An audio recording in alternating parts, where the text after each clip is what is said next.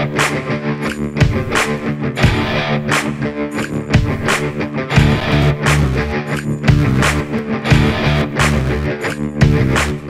and learning, that's what we're all doing as we go through life. You did instinctively get to breathe, learn how to do that. Sometimes you get smacked to get you started. Maybe this is what we're doing, we're getting smacked. Hard. So we've made plans, and then life happens anyway, despite those plans. Life is what happens while you're making other plans. So we're doing this live stream so that people can ask questions directly to me on theory that you want to know something. One of the questions that was asked in a comment, which we asked people if they would do that, was using mobile homes as an investment. And of course, even first of all, to me, investment is even time. So you invest your time in something. Say you invest your time in raising your children. There's quite a bit more than that. You invest your time in friends. You invest your time in getting a home, purchasing a home, saving for a home. So time is part of that investment. Are mobile homes worth the investment? So I want to say a simple question deserves a simple answer, and that would be yes. Now the lengthy answer to that. First of all, to put in perspective, housing right now, I think the median house price is $480, $490 in the United States. It's crazy high. And the median house price in Arkansas, which is just a few miles south of here, is $300, something like that. A new mobile home, single wide, is for this wider is 16 wide by 60, 70 is $60,000 new. Probably doesn't include delivering it, doesn't include the utilities for sure, doesn't include the land. So if you were going to put it in a mobile home park, you'd have to have the utilities hooked up. You'd have to, which is water, sewer, electric, phones. And if you want to have a deck, steps, something, you have to have all those things. And then they think they do have a 14 wide by 50 for $50,000, and that's at Clayton Homes. Because I'm going by memory. So that's what a new home is. Obviously, there's math in that. Can you afford it? Can you afford what it's going to cost for the land, the sewer? If you're buying land and improving it, the electric, the poles to it, the water supply, the meter, all those things have to be in that math. Now, that's if you're buying a new one. Then you have to get the financing, and depending on who you use, that equates into your monthly payments and everything. And that includes relationships. Everything has maintenance. So you need to remember that you're going to have maintenance along the way also. Just like with your car, it's like, I got to change the tires every so often. I got to change the oil. There's going to be things break. Even though it's only a year old, those things need to be figured out in your investment that you're possibly going to do. And if you start on that way without planning, those things are going to come up anyway. So that's your investment in the situation between a mobile home park, which a lot of mobile home parks get fussy and say, well, we don't want anything less than a 2,000, or we don't have any spaces, or it's got to look a certain way, and you can't have this and you can't have that. So if knowing that in this area, mobile home spaces are around $400 a month, and they're sort of like a HOA. They can tell you, you know, you got to mow your grass, or we're going to mow it for you. Some do that, charge you $75 or something to mow your little bit of grass. If you have too many cars, if you don't maintain it paint-wise, things like that. I'm saying too much. Now, what I have heard is they go as high as $800 a month. Not in this area, not yet. I think there's an RV park that's at 800. It's outside of Springdale. It's really nice. It's right near the lake, right on the lake, sort of. Its property connects to the lake. So that's really an odd and high price. But that would be part of your investment. What you're going to pay for lot rent, what you're going to pay for water, if they don't have that included, your electricity, which most likely will not be included. So can you live there with all those prices? So the price of the mobile home, $400, $500, let's say.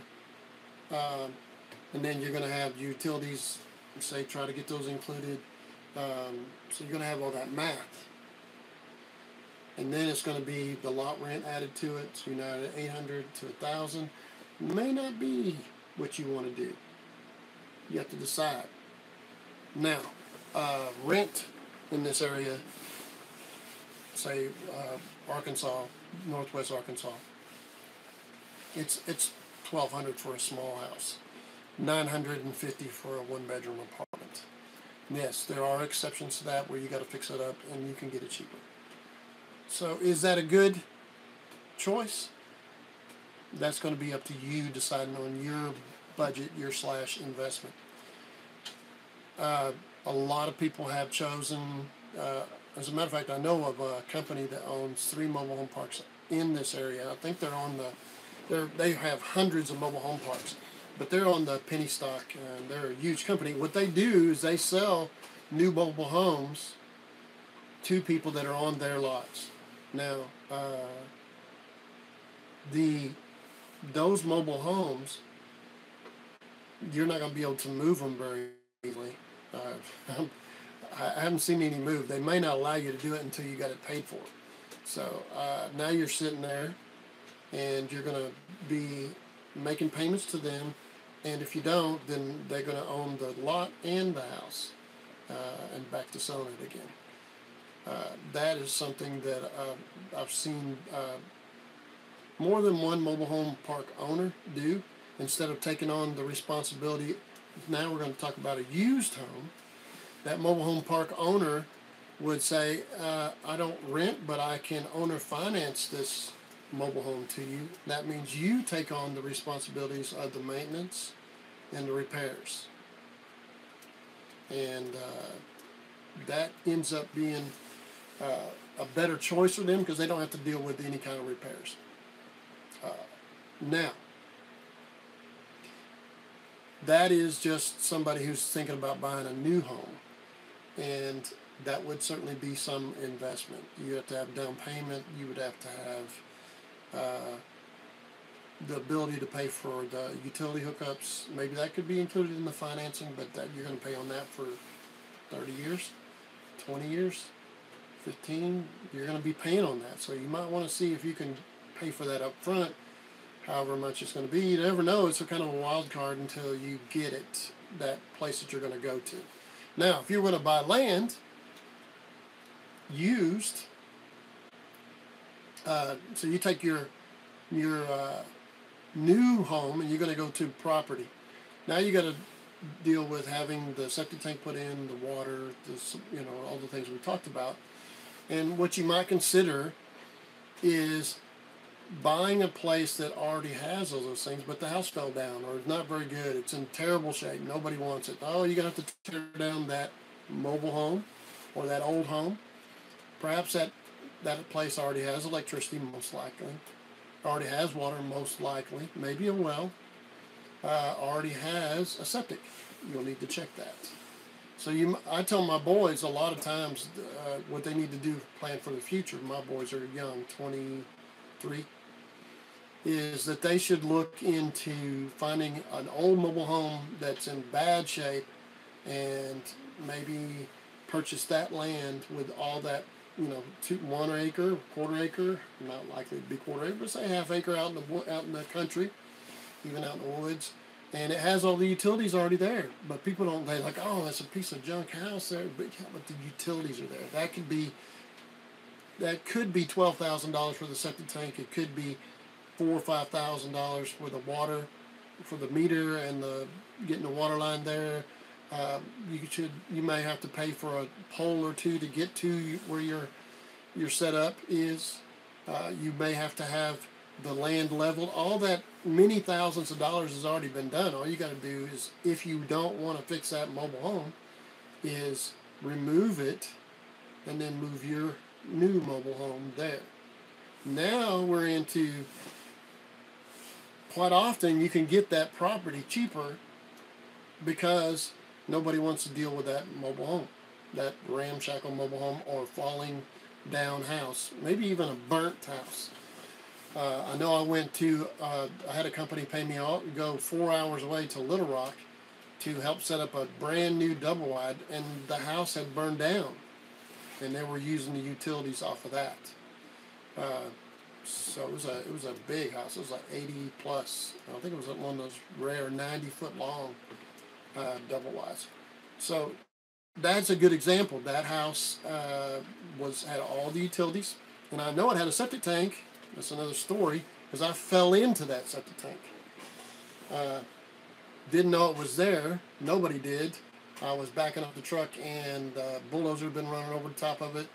And whenever I walked over, it just fell through. So I was like, the ground was up here. Sewer was less than knee deep. So that's another story. Anyway, the septic tank was there. The water was there, the electricity was there. They were able to buy that property. The house was, they used a bulldozer to clear it off, and that's probably when they broke the top of the septic tank. Now, you could find that. You could find some other property. Say you had an old house that had been dilapidated for quite a while, but you're thinking, hey, I could rebuild it. I'm going to move my mobile home right there next to it, and I'll rebuild it as I get time. That would be what you would use, that small mobile home on that property. You would have to get permission from whatever county to do that, maybe a city. Most cities are not very cooperative. Now, that is using a new mobile home to live in until you can fix that home. But now you have the utilities already there. The electric, the water, the sewer.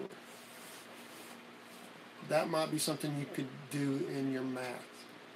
Now, let's go to used mobile homes. And again, we'll start with, as a individual, to live in. That would be the motive, to invest in a mobile home. A lot of times, people talk bad about mobile homes because they have not had any experience with them. They don't know anything about how to maintain them. They don't know what to look for if it's bad. All they've heard is bad news, and quite often they're abused, because a lot of people who rent or buy mobile homes are on the lower end of the spectrum. And that's where you need to consider to start. To get into a $300,000 house, how much of a down payment are you going to have? You can do that math. To get into a $60,000 piece of property with say a $10,000 mobile home, $70,000 as opposed to $300,000. Of course, you have to get the financing. Now, what will you be looking for in order for it to be considered a good investment? When you go into, when you pull up to the mobile home, if it has metal siding, you will look for wrinkles in the siding. If you see that wrinkle, quite often, that means it either had a hard time coming into that property, or it is out of level, most likely out of level. So you'll have to have somebody re-level it. That's one of the first things you'll want to do before you start fixing the inside of the house, repairing ceilings and whatever. So look for those wrinkles on a metal, sided, say, I think either aluminum or tin covered mobile home. You also would look and notice if the roof has got a whole bunch of rust on it. Most likely you've got some maintenance to do around the outside edges and the penetrations going through the roof. That has a cost. You can do it yourself. There's plenty of videos, including the ones that I have, on how to fix those things. You can re-level the house yourself. I have videos on how to do that, but if you don't feel confident, you shouldn't do it. Now, when you go inside the house, notice if the door is about to fall off, because that door is probably going to cost you $500 to buy it, and to buy the storm door if you're going to put it on there. Say $250 if you put a house type door, and that'll be about the same cost as a regular mobile home door, which will always look like a mobile home door. Why not go to a house type door? You just got through doing that. Now, that's $250 and you're doing it. If you're going to hire somebody, you're looking at another $250 or more. When you step in that door, kind of put your weight on right beside the door and step over to the corners of the door. And if the floor is soft there, that means that floor is going to have to be replaced. The next places that you look for soft areas is right below the windows on the inside of the house. Right below the windows. And they'll be in the living room particularly. And in the bedrooms, you'll look there too, right below the window. Next place you're going to be looking for is in the kitchen. Is it soft? Is it humped up? That floor can cost you the money. Now, not only do you have the floor covering, you've got to replace the floor underneath. And it's a bad investment to overlay floors of a mobile home. The majority of mobile homes, until just recently, say the last 10, 15 years, are done with particle board. So when that gets wet, it will never stop deteriorating. You can put plywood over top of it, and that will continue to deteriorate. So brace in your mind, I'm going to have to cut out the particle board and put in regular plywood in that area. And that means after that, you'll do floor leveler around to hide the edges, and you'll do floor covering and then trim after that. So you'll be removing those things. Then you're looking for soft floors in find out where the water heater is, see if it's soft around that water heater. And you want to also check in the bathrooms, providing there's two. If there's one, you're checking in the bathroom for soft areas around the toilet, around the bathtub, or in front of the sink. If you have a humped up floor and it's roller coastering, invariably you're going to need to replace that particle board. That's what you're going to have to do. You can consider that minimum $10 a square foot. Minimum. That's if you're doing it. Maybe you could do it a little bit less, but you're going to need to put it in your head that's what you're going to spend to get floor covering on it and buy the plywood and go get the plywood, all that, bring it back and put in 2x around the edges, and there'll be videos that I have that shows you how to do that. If there's holes in the walls, you're going to have to fix that.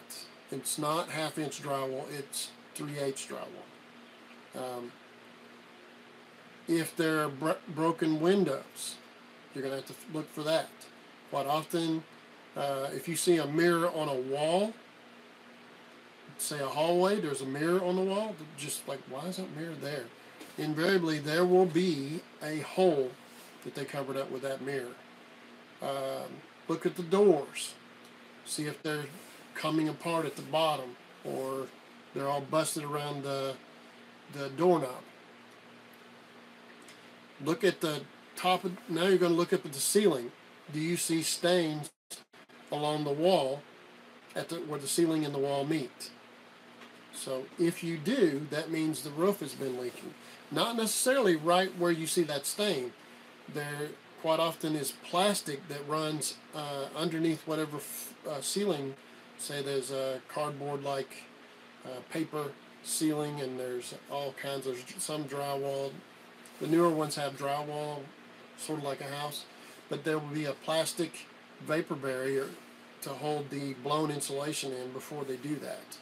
So that plastic can catch water in one place, roll across that and pool, and then drip through another place, even through a light fixture. So it's, again, you're looking for stains on the ceiling. And that generally means there's something that's got to be fixed on the roof, which is the second thing you need to fix if if you have a metal roof or a shingle roof that has leaking. You need to get up there and do that. Re-level first, then fix your roof. So those are things you're going to have to do. Next thing you want to look for is if the outlets are coming out of the walls. Seems like not a big deal. You can put tape on it and hold it to the drywall. I'm telling you, you'll have to spend the money, pay an electrician to put in a cut-in box. That will be an expense. Look and see how the air conditioner is, if it has one. Does it have window units? Can you deal with window units? This is for things that people are looking to move into. This is what I'm talking about. If you want to invest your money and your time into this used mobile home, does it have these issues?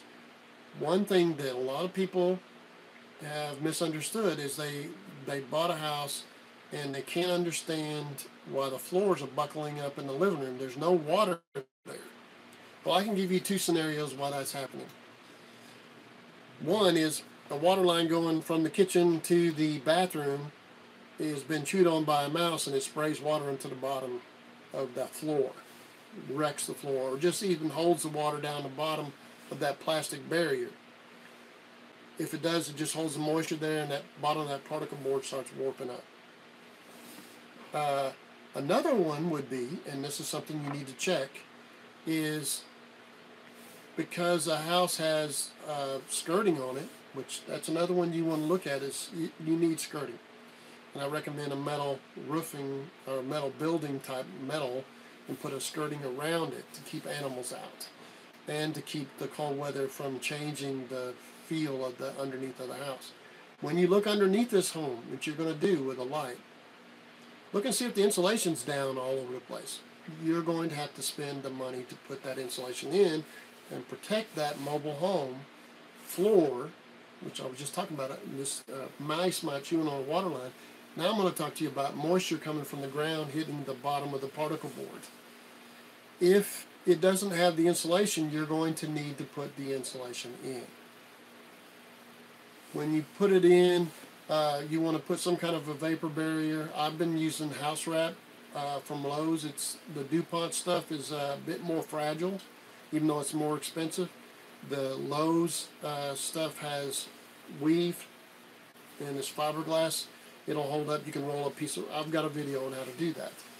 So you'll need to insulate all that. And that'll cause your floors to be warmer too. It'll keep your pipes from freezing as much, because the mobile home is made to have that sagged area in the middle between the frames to protect, to have the heat from the vents that run from one end to the other, protect the pipes that are inside the same area that's sagging down. So all that heat will kind of radiate out and protect those pipes.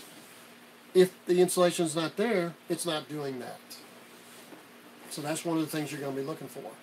You want to, you're probably going to end up wanting to paint the rooms the color you want. You want to look and see if there's a crack in the bathtub, around the drain, or anywhere else. Is there a crack in it? If there's a crack in the bathtub, or sometimes in the shower, it doesn't happen much in the shower, but it does in the bathtub, that means that there has been a water leak of some kind, either from underneath, say, it's possible that you didn't have the insulation in there and they got to the bottom of the particle board underneath that tub, and now when you step on that tub, it cracks because it had nothing to support. The tub supports itself by a big old piece of foam underneath it that's made to be level with the floor, and it carries the weight of the floor. It will not sit by itself. If there's no particle board underneath that when you step on that tub, if you weigh more than 120 pounds, even if then, you're going to crack the tub. So that's what you're looking for. When you go in there, you're going to look to see if the tub is cracked. If it is, you're going to have to replace the tub, fix the floor, and replace the tub surrounds. Another thing to look at is in the kitchen and in the bathroom sinks, underneath the sinks. Look and see what's left of the cabinets. If it's just totally rotted from people letting it leak for a long time, then most likely you're going to be looking at some point, replacing the cabinets in that area. It's possible that you can patch them together, but most of the time, mobile home cabinets, if you're looking at them, if it's by the sink or by the stove or something like that, water came over the top of the edge of the cabinet and it got onto the edge of the cabinet doors, you'll see them swelled up, and that fake paper wood grain will be showing it's not wood, it's particle board or chipboard. So those are things you're going to be looking for. So you actually understand how much money you're going to spend on that home. Now, can you get a mobile home really, really cheap? Yes. This would apply to the next two categories that I'm going to talk to you about investing in. I have people call me quite often and want to give me mobile homes. I just don't have a place to put them. And a lot of them won't move. Now, if you're going to be the person that's going to live in this mobile home, and it has masonite siding, which is like a laminated paper siding, it has to be maintained. It can last 40 years. I know, I've seen it. But you have to maintain every seam, every nail, and where the trim around the windows and everything has to be sealed up and caulked regularly, like every couple, 3 years. Caulk it, seal it. If you don't, and most people don't even think about it, they keep a fantastic home, and the water comes down, gets on the edge of that masonite edge, and it soaks into that paper fake plywood. It soaks into the 2x6 that runs and connects all the floor joists. That's called a ridge beam. That will rot out, and then that home will not pull down the road without you rebuilding all the floor joists, edges, and that ridge beam being replaced. That means you have to cut the siding, and sometimes you'll see the mobile home, it'll have a section of it cut out or kind of randomly, and it'll have 2 foot up of a different type of material than what is actually the house is made from, and usually a different color. So that means you may not be able to move that mobile home if you bought it from somebody else or somebody gave it to you. You need to look at that. You need to look and see if the frame is bent. You need to look and see if there is a tongue. You need to look and see if there are axles if you're going to move that home. If you're not going to move it, you don't care. The frame is there, you know. It could possibly affect you a little bit on relevel, but you can deal with it. You're not going to be able to deal with it very easily if you don't have a tongue. You're going to have to go get a tongue. If you don't have axles, you're going to have to go get the axles and the wheels. That's if you're going to buy one to live in yourself. You can then start working on that home when you buy it as you can afford it. You can make a bigger deck. You can make your carport next to it. You can do fantastic things with that mobile home. I remember a home that I did near the lake. It was on a really steep piece of property. It was a small mobile home that had an addition on it. Had been there probably since the late 60s, maybe early 70s, and they kept adding on to it and adding on to it. It was really old home, say 60s home, and it had the paneling everywhere. So when we went to look at it, I slipped, my foot went through the floor a couple places. I was with them. They were having problems too. They were trying to, I was like, hey, be careful this, and then I stepped her. I didn't fall dramatically. Maybe that would have been the thing to do, show some humility and actually do the things they were doing. They were falling through the floor. They inherited this house, and everybody told them, you couldn't fix it. You need to just tear it down. Well, guess what? The county was not going to let anybody build on that property, and the neighbor knew that. And the neighbor was offering to buy the land for $10,000 because it was right next to his, and you literally had to share a driveway with him to get to it. And it is exceptionally steep property. So you'd have to build a very expensive home. So these people didn't have that much money, and they wanted to have a vacation home because it was an imaginary, beautiful thing. And everybody was saying, no, you couldn't. You got to tear it down. Well, we went through that home, every bit of it, and it turned into a beautiful place. So I'm telling you, and I don't think they spent. I don't think they spent $20,000. I'm pretty sure they were getting out of their inheritance money. But they had a vacation home, and they could actually live there. They had kids. That was so tight of a driveway in that I had to pull down in there, unhook from the trailer, pull the truck around because I would have to jackknife the trailer into the truck, and then take a chain, hook onto the trailer and spin it around, and then hook back onto the trailer and then pull forwards. That's how tight it was down there. You had a hard time turning the vehicle around. So, but it had a fantastic view of the lake. That's a good example.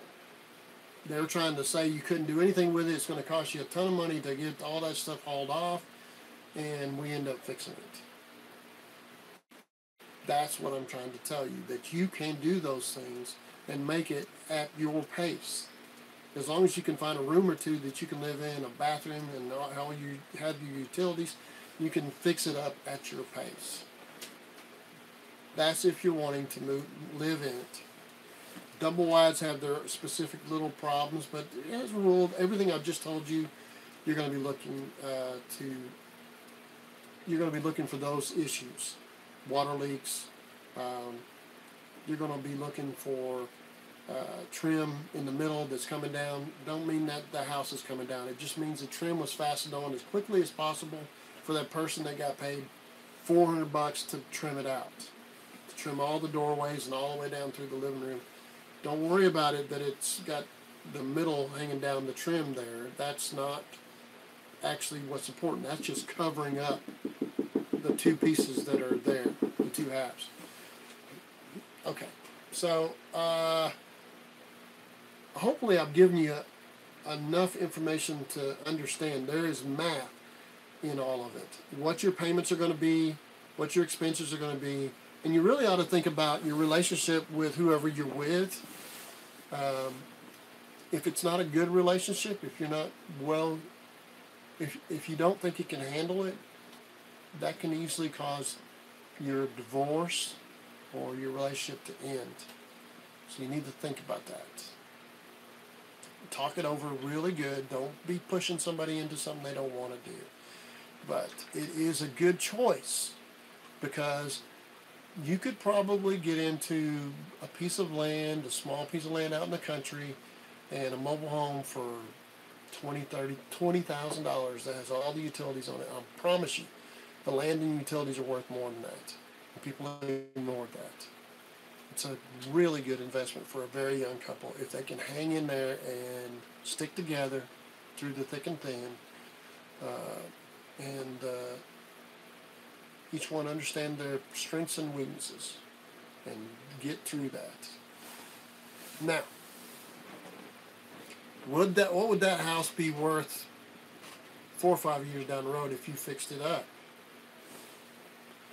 It could be worth, I've seen them go for 140, 150 more. Built a building next door for the garage. Now you want to be careful, but one of the things in Arkansas is like if you have a separate building, that's a separate thing to charge for taxes. Maybe you ought to consider having it connected to, an addition. And that's a whole other discussion about additions and everything. Think about that. But I've seen mobile homes that don't look anything like a mobile home. I've seen it where they took the roof off and turn it the roof into a architectural design with windows, skylight type windows in the top. Didn't look anything like a mobile home. That is up to you to do as you can afford it. It doesn't have to be right away. Now, that's one category where you look to buy.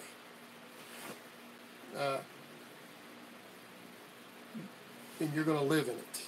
The next category, you're going to invest your money to buy the house to rent it. I'm well aware of what it happens when you rent.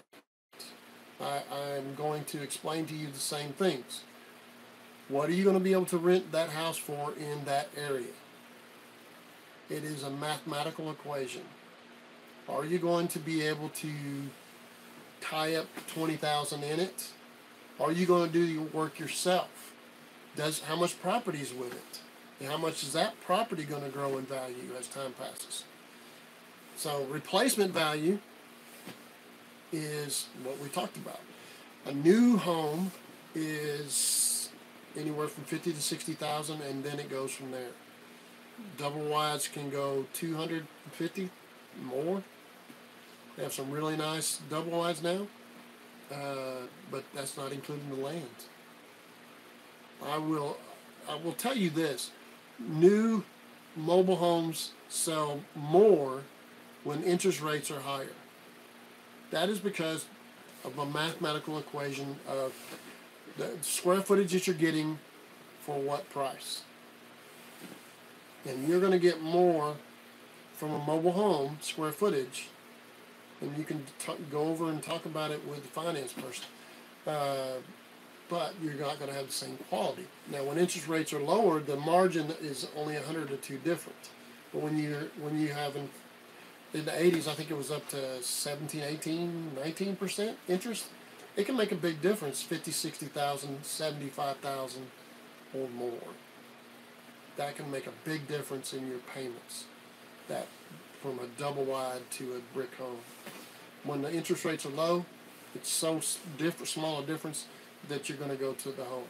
Now, the guy who is looking to rent, you've got to do the math. How much is it going to cost me to fix this thing? Am I going to do the work myself, or am I going to hire somebody to do it? Do I know somebody, in my area that can do it? I can tell you this, from my experience, when you are fixing this home to rent, you do not want to put carpet in it. I know there's going to be somebody that disagrees with that. The reason I say that is because people invariably spill things. People get that carpet stained and dirty in a hurry. Yeah, and it will be lower income people generally that will rent from you. So you will have to be discerning. You can try to do it with credit checks, but I promise you there's plenty of people that have good credit that do not live very well. You can do it by feel, but if you're like me, I could tend to feel bad for women that are having a hard time, and if they cry, I end up being like, oh, I'll try to help you. Try not to deal with that. What you need to deal with is what kind of renter will this person be. Maybe you might consider, after you fix it,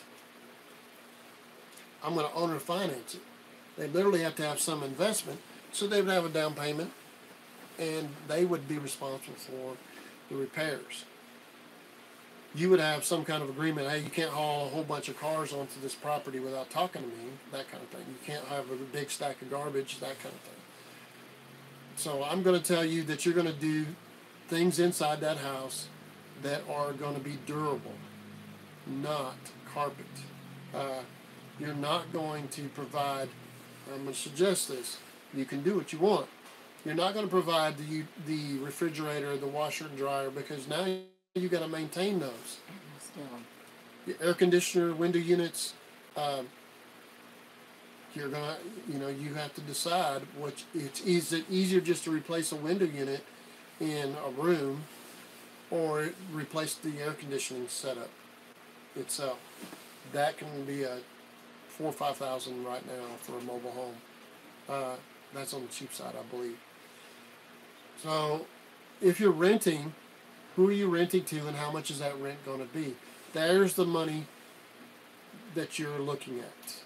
How much you're going to get from that as opposed to what you're going to spend on it. So if you spend $60,000 buying the property and the mobile home, you can get that money back, but you need to build it so that it's tough. I've gotten to the point where I don't put drywall back into those walls whenever the drywall gets tore up. I put OSB, like just under a half-inch plywood, and I finish it just like drywall. And that way, when they go to kick the wall or punch it with their fist, it survives and their fist breaks or their foot breaks. So that's some of the things I'm telling you need to do. All the things I said about looking for in a mobile home, the windows, the doors, the floors, the ceilings, that's what you're going to have to look at as an investment. If you're going to buy that mobile home, don't forget about the utilities, and don't forget about the land.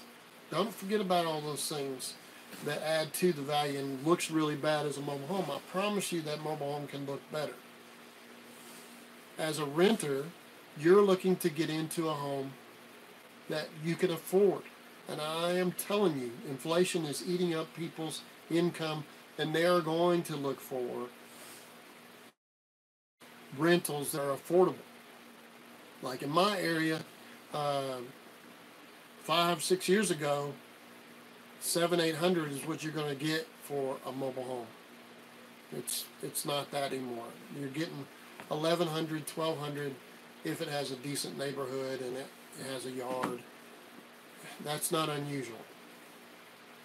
So, I mean, I have different math maybe than somebody that's in the country in Kansas or Wyoming. That's the math you've got to do. Can it still be a good thing to just rent? Absolutely. But you need to find good renters. That's probably half the problem. Is a bad rental person will come to you and talk to you about how the terrible situation they have, and they got no references because the people before were just jerks and they kicked them out. Well, there's a good example. You need to follow your first instincts when it comes to renters. Renters can tear those houses up, but can you make it bulletproof? Yeah, you can. You can make it pretty tough. The cabinets will probably end up having to be replaced eventually, just because this doesn't hold up to rentals, the rental type people. The attitude of renters generally is, it's not my property, I don't care. If they're not paying for the water, they don't care if the water leaks. They don't care if the sink is leaking, as long as they can move on. That's not my problem. That's not all renters. I'm just saying that's how you need to think about it. When it comes to renters, I personally don't rent by lease. I have a week-to-week rental agreement.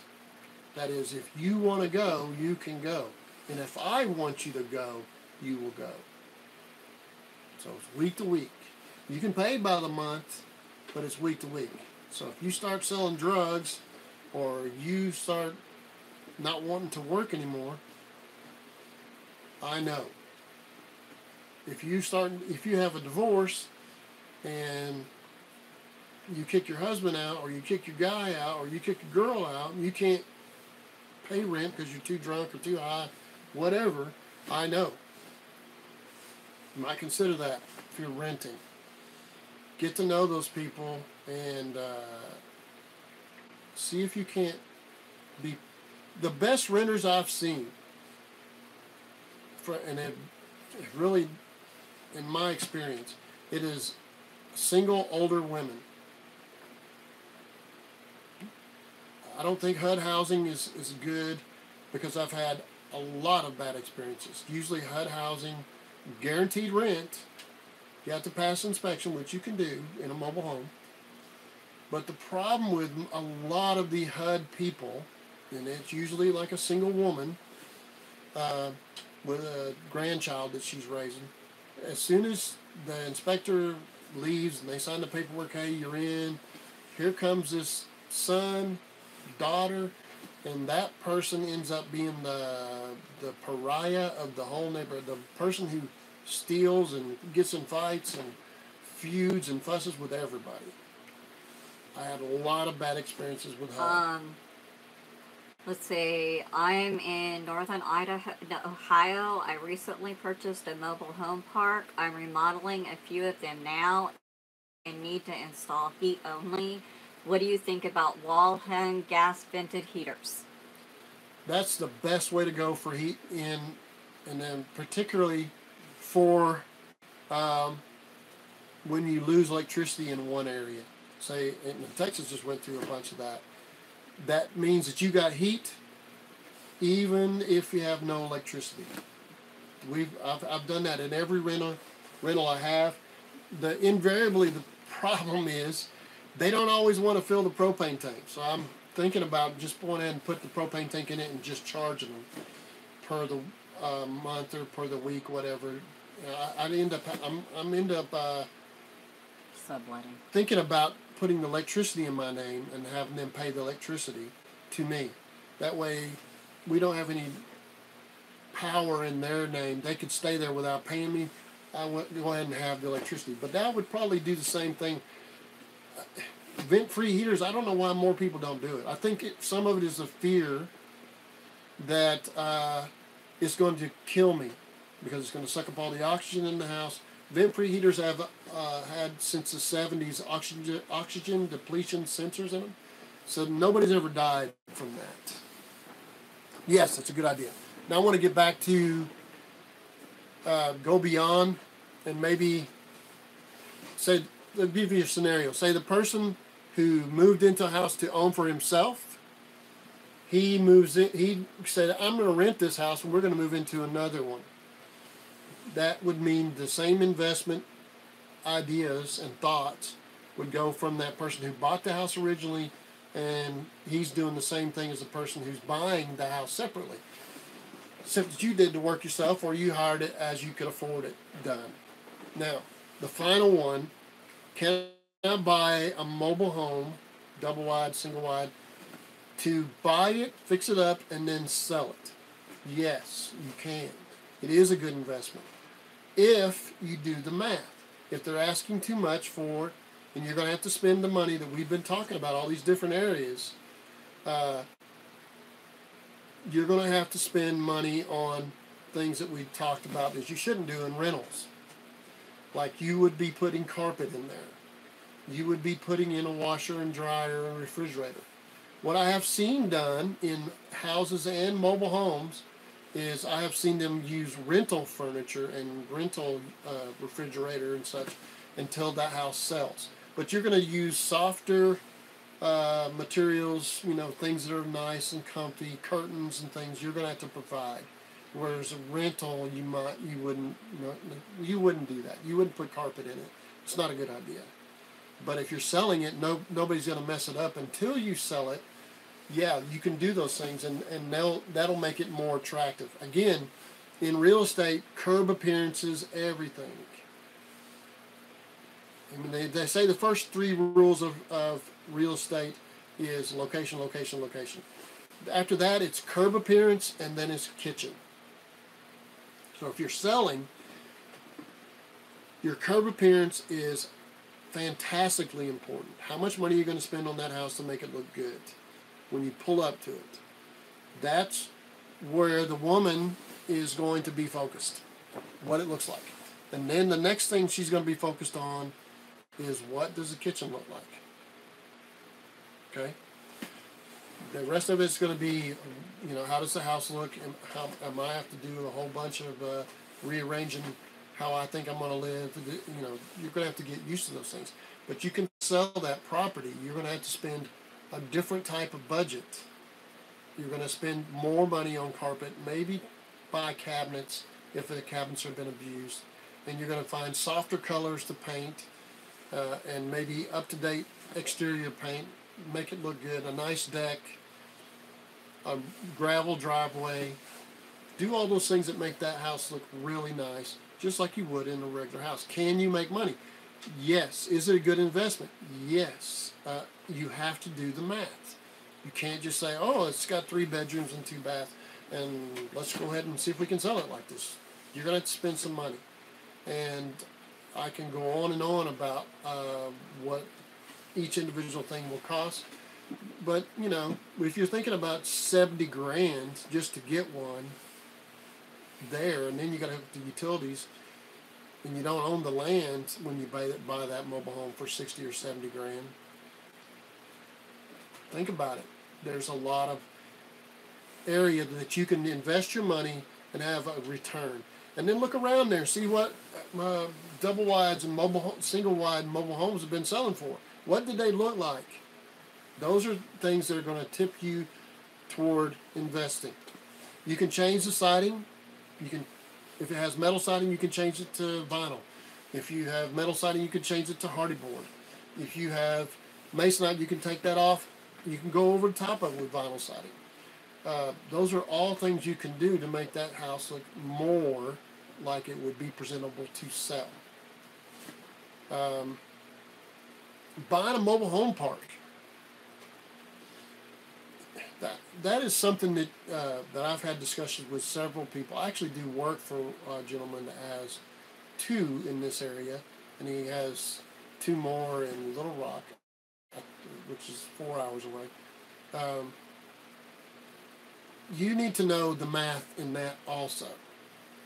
You need to know how long, if it's got natural gas in it, you need to know how long ago that cast iron pipe or that threaded pipe was put in the ground, and kind of an idea of how long it's going to be before you have to replace it. So if it's been 30 years ago when they put the natural gas lines in, you better be looking at putting a budget together to replace those gas lines at some point, because those pipes will be rusting, leaking, and you're going to end up having to fix them. Water lines, something similar. You may end up, usually water lines can hold up. If they did it in PVC, which if they did 30 years ago, before PEX, you're going to end up replacing that PVC at some point. Maybe a little at a time. But those are things that you look at. Now, there's one other thing you need to understand. That in certain states, you can't raise the rent just because you bought it. You need to make improvements to that property before you can raise the rent. So what is it you can do? You can put curbs along the gravel roads. You can pave those gravel roads and pave the parking areas. You can plant flowers. You can put in a fountain. You can do any, like a playground, which has its own liabilities. People can get hurt there. You could put in a storage area, and all of a sudden that property's worth more because the storage area is right across from where you live. You could put in a washateria. Now they don't have to drive very far into town, because a lot of times campers and mobile homes don't always have their wash machine yet. They're starting off. So I'm going to tell you this. I think more and more people are going to be looking to move into campers and mobile homes. If you don't, in this area, there's a lot of people living in portable buildings that have been turned into small homes. And some of those small homes go up to 30, 40,000 easy, maybe higher. But most of them start around 20, 13, 14, sometimes where you want to finish it up. So young people now are not going to be able to afford a $300,000 house or a $490,000 house. They're going to have to find a place that they can go that they can afford. I suggest to you that we're going to see more of a demand for used mobile homes and campers than ever before. It's already here. So is it a good investment to buy? Yeah. If you know what you brace up for what it's going to cost. Do the math of what that is. Are you paying too much for it to begin with? Need to look into that. How much work has got to be done? Now, I gave you a lot of tips. You can always check in other people's information on YouTube and so on, and they will give you tips also. All those things are part of your equation figuring out your investment. But I promise you, from my own experience, you can definitely invest in mobile homes and come out very strong. Just do the math. I hope I've got everybody's answer. I can keep on talking. If you have any other questions or things like that, go ahead and leave that in the comments or whenever we do this on Saturdays. Email. Yeah, you can email. Comment on any of our videos, because I check the comments. I'll collect the questions. Hopefully I've given you enough information to get a good grip on what I think. Everybody has an opinion. I work on them. I work on houses also. I work on restaurants. I work on high-end houses. I work on commercial buildings. I just adjust my budget to fit what each individual wants me to adjust to. I don't go in and say, hey, we're going to spend $40,000 on a bathroom or a kitchen in a mobile home. Do you use, he's asking about mobile home windows versus home windows. Mark again. Okay. You can order the mobile home windows. Most of the time, from 2000 back, they are not dual pane glass. They're like a single pane on the outside, another single pane on the inside with a space in between. It's like it's a cheap way to do a charged glass conventional window. What do?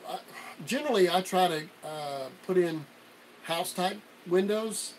If they're on a budget, you can order those vinyl windows for houses to go in the home. Now you need to make sure when you measure the inside of the window that it's not built up a half inch on each side. If it is, you're going to have to be that much wider. And yes, you can. It takes 6 to 8 weeks to get a vinyl window ordered quite often. Now you can get it done quicker. So yes, I would definitely encourage you to get away from the mobile home windows because they end up sweating on the inside in between those windows, and the bottom of those windows are all rotted out. The paneling they use to clean it up is all rotted out, and it's because the temperature difference between the inside of that glass and the outside of that glass is different, and that causes condensation. The condensation goes to the bottom of the window, rots out the sill. If you have you can do it on any type of vinyl siding, metal, or masonite. You can do that. You can put a house top window. You just got to get the inside measured properly. Don't measure from the outside, measure from the inside, so you know what. And make sure you know how thick. If sometimes it's just a little piece of paneling, that's fine. You can measure to that. But if it's a piece of drywall around it, some 3/8 drywall, you got 3/4 wider. And they just bump the drywall up against it. So you need to look into that. And then you're going to stick that window right in there, and then fasten it and seal. Yeah, I would definitely. Everything I do on mobile homes, I tend to use house type stuff. It's a house type door, house type windows. I try to put those in. If they're if it's an older couple or somebody on a real budget, I encourage them to go find a window at Habitat for Humanity is one of the places around here. They have people donate windows to them. Go get a window, and I'll literally change the shape of the window, usually larger, and I'll put that window in where that smaller window was. It was all broken or not very good to begin with. So hopefully that gives you a good answer. You can definitely change your windows, and it certainly helps the value.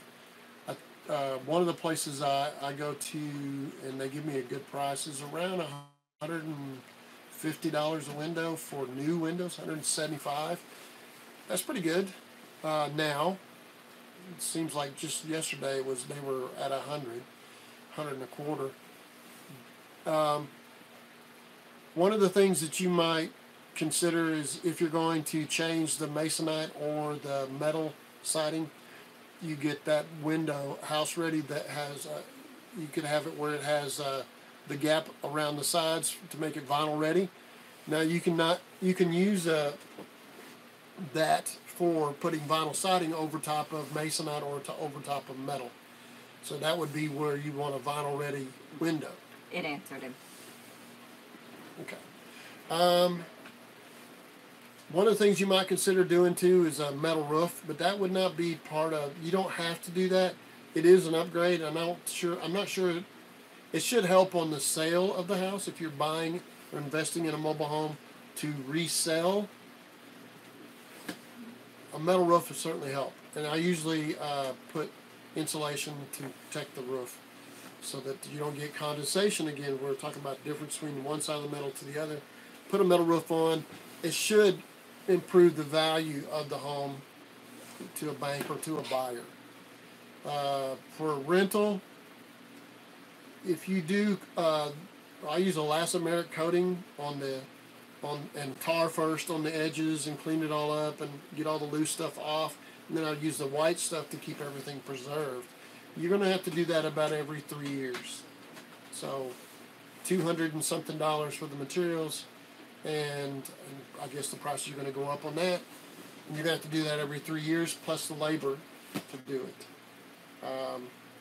But usually the second time you do it, if you do it every 2 or 3 years, it's pretty easy.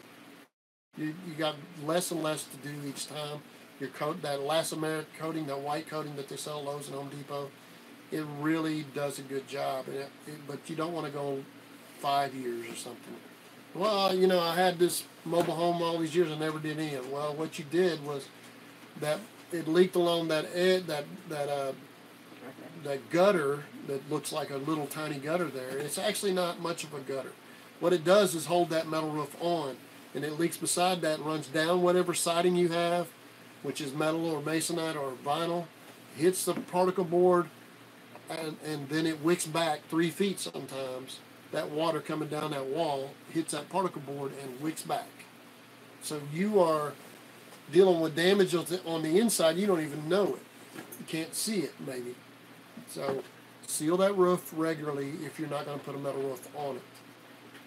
That would be, if you're going to rent mobile homes, I would consider making a schedule to go in and check things. What things are you talking about? Say, one of the renters a guy you rented from in Orlando many years ago, I say like 40-something years ago, he says, we're going to come in every month and change the air filter. Well, I can do that for you. No, we do that. That's part of our service. The reason they were doing it, they told me later, you can go ahead and do it now. We wanted to see what you were doing to the house, how you were treating our house.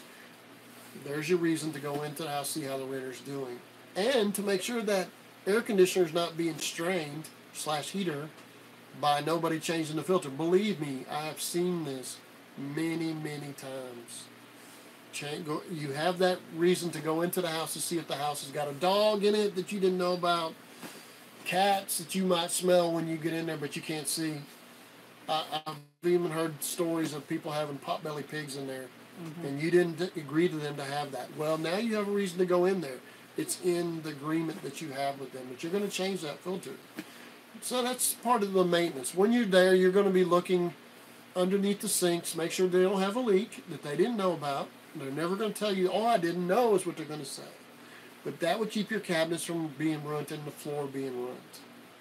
Now, if you're going to rent also, you might walk around the outside of your skirting looking for that hole that goes underneath, and that's animal, to find a warm spot or a cool spot underneath your house.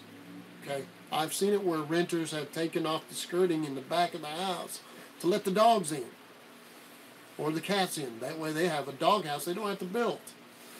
and they get inside the insulation, pull the insulation down on the bottom of the house. I've had to drag dead animals out from underneath the house. I've seen people where they store stuff underneath the skirting. They take the skirting off and slide stuff under, and maybe put the skirting back, maybe not. And I've had to pull all kind of stuff under. So you walk around your property because you own it, and you can tell them, hey, if you don't like this agreement, I understand. And you can change that agreement with a in writing if you like how they are living. That's your choice. But if you're renting, I would consider that. It's not something you would have to worry about if you're selling that property. Or if you live there yourself. Only if you're a guy that bought it, invested your time and money into it, and now you've got a renter in there that doesn't feel the same way about it as you do. Give yourself a reason to go and check on that property. Just something to consider. If you're going to move a mobile home, check and see what they're charging to move. Check it and see if that ridge beam, that 2x6 that runs around the outside edge at the bottom of the siding, see if it's rotted. If you can reach up in there and feel it wet and soft, when you take that frame off of the blocks, off the wheel, put it on the wheels, the back end will be nearly dragging on the ground, and the front end will nearly be dragging on the ground. Going down the road, that house will pull apart. I worked on a house over near Harrison, which is 2 hours away, hour and a half, 45 minutes, something like that. He said, oh man, that driver, I wouldn't recommend him. I happen to know the driver. He's a pretty good guy. And I looked at the roof and I said, the reason this house fell apart is because, your floors and your ridge beam are all tore up. So going down the road, instead of being fairly straight, it was doing this, and it opened up the roof. So I had to put a metal roof on to fix that. He was very fortunate to get that mobile home in. It looked like they drug the back end coming in. I can tell you that you need to be looking at those things if you're going to move that mobile home, and understand your driver. Make sure that moving company actually has insurance. I'm telling you, I've experienced this one. You can hire them and they don't have insurance. Guess what they do? They have a blowout on the side of the road and they unhook and go because they don't want to be there when the police pull up. Hey, we're holding up traffic. They unhook and go. They leave your home on the side of the road and you don't even know about it. Or how about this? I could tell you a story. They could be towing it, swing the mobile home around, hit a tree, and then tear up the house and maybe tear off the end of the house and leave it in the road. I can tell you a lot more stories. They could be drunk when they went out to see if they can make the route. Make sure you're dealing with a good mover and how much he's going to charge. And I'm telling you, everything that you might plan, there's going to be more to it. There's going to be more expense, more time than what you thought. All right. You guys think of anything else you want to talk about? Let me know, and we'll have another subject next Saturday. Hopefully we'll be better at what we're doing here. And we'll schedule it. I'll have it scheduled earlier in the week with the topic, whatever. She's going to do the scheduling. She does all this electronic stuff. I kind of dropped the ball this time. Yeah, we're learning. So what I'm trying to do, and I want to explain something. I did not go into YouTube to make money. It happens that we make a little bit. I think she's making $600. $500, $600. She's worked for 3 years, probably 100 hours a month. No, it's not the reason that I got into doing YouTube. What happened was I was outliving my customers. The customers I dealt with early on, they were maybe in their 50s or 60s, and now 30 years later, they are not living in mobile homes. They may be in nursing homes and they may not be living. So I knew that I was outliving my customer base, and I was going to have to deal with more and more people who didn't know me. It's like, I used to be able to show pictures. This is pictures of all the things I've done, so you don't have to take my word for it. That's what YouTube is doing for me early on, is that I could show people on YouTube me actually doing it. Not faking it until I make it, but actually doing it. So they can actually be dealing with somebody and get to know me kind of personality. I didn't realize that part of it. They get to know my personality a little bit. You even tried to get rid of your personality on a lot of it. And both me and Clay have been telling you to stop that. Yeah, I need to be a little more like myself, I guess. Instead of stoic or dry. What I do want you to know is that I actually like people. A lot. I have enjoyed my time with people. And what I'm seeing now is that I get to help other people and that's what I tell myself as a repairman. In order to get more energy, I tell myself it is my job to make other people's lives better. And if I go at it from that angle, then I'm not doing it to rob them of whatever money I can get them for. I'm coming at it from a different perspective. How can I make these people happy? I had a guy that I've been doing work for a long time. He owns 2 motels. He said, I need you to come over and look at this, Phil. So it was a motel that had a grinder pumps down in this tank and it pumps it out. And he says, when I turned it off, it goes pump, pump, pump, pump, pump. You know, I was like, yeah, it is kind of clunking. There's nothing wrong with your pump station. There's nothing wrong with your grinder pumps. But I do hear that. And I was like, turn your pump on again? I turned the pump on. And it ended up being that the check valve was just leaking a little bit. It was you pump the sewer through, and then when it came back, it would kind of chunk, chunk, chunk, chunk, and then quit. I said, well, I don't think that's a problem. Okay, don't worry about it. It's not going to be a big issue. He says, well, I've got the place sold, and I don't want to sell it to somebody. Lightning hit over there across the street and did a whole lot of things and messed up our computers a little bit and things like that. I didn't know, maybe I had to replace something. I said, no. He said, well, the other guy said, that you needed this and I need that. And I was like, well, is it working? He says, yeah. Well, then you don't need to replace it and you don't need to fix anything here. And I had only been there 2 or 3 minutes, 4 minutes max. And he goes, oh, that's a relief. What do I owe you? I said, no, I'm not going to charge you. I was already over here. So that's who I am. I have to make money to pay my bills. I have to do things like that. But I do like people, and I want everybody to be better. And I think it would be great if everybody could help one another through YouTube, even if it's just encouragement. So that's what I'm hoping to accomplish with YouTube now. It is a good resume. If you want to know if I can do it in this area, well, I've been to Colorado twice. Hey, Roger. I don't really want to go to Colorado all the time, but he was a great guy. I'm glad I got to meet him, and we did metal roofs on a rounded roof mobile home. I like people, and I want to keep living that way, and I want to try to make other people's lives better. And that's what I'm doing now. I make more money in one day than what YouTube pays for 1 month. Okay? That doesn't mean I'm charging too much. It just means I work long hours and I get the job done. This is not about money. This is about I care about people. And I wish you guys all the best. Come up with any other questions, I'd be happy to answer. See you next Saturday.